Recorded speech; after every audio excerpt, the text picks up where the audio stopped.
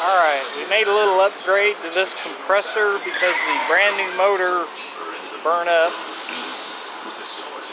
So we put a lease on it. Got the junky guard off so that we can put something real on there.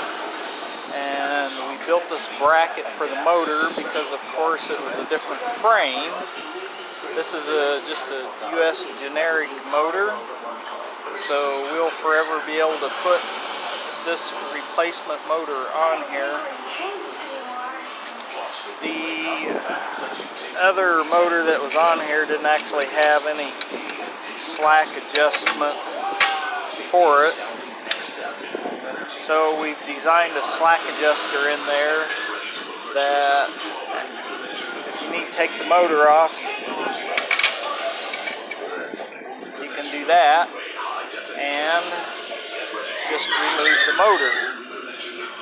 We had to put a different pulley on